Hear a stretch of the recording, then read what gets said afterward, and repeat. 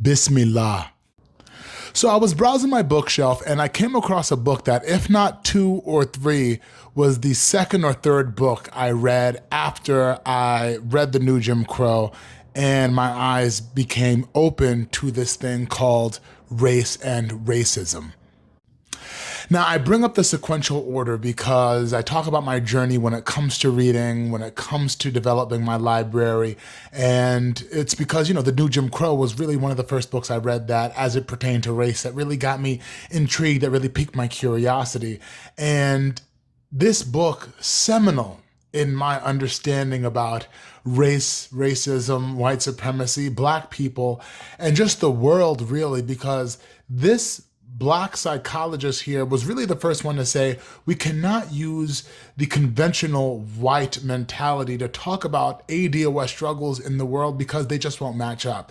And I agree to quite an extent with a lot of what she discussed, which is why I think it's critical for anyone understanding how Black people operate, the psychology of Black people, the psychology of white people, and their relationship with Black people. It's crucial that you read the ISIS Papers by Dr. Frances Cress Welsing.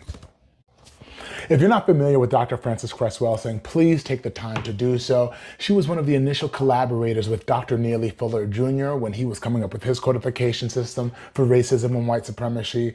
And she's a DC-based psychiatrist who came up with a framework for why white people do what they do and how ADOS reacts to it. And that framework that she came up with is, whether you agree with it or not, and I'm not here to promote any genetic or biological reasoning for white supremacy or why ADOS reacts the way that we do, but she came up with this idea called white genetic annihilation.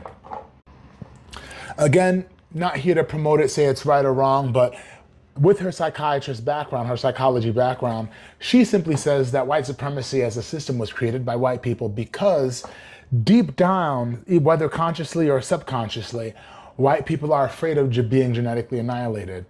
Very crude analogy. You take all the pigmentations, all the people on the planet, put them in a bucket, mix them around. What's going to come out is not necessarily going to be the color white, simply because of how pigmentation and how color works. Again, not here to promote it, not here to discourage it. What I'm saying is this book was fundamental in just the psychology and the framework, the thought, speech, and action for whites and non-whites, and how we react to white supremacy as well.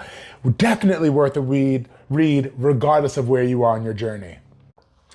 What are your thoughts about this concept of white genetic annihilation, whether you're white or non-white? Do you think white people are nervous, scared, anxious, have this existential crisis of being wiped off the planet?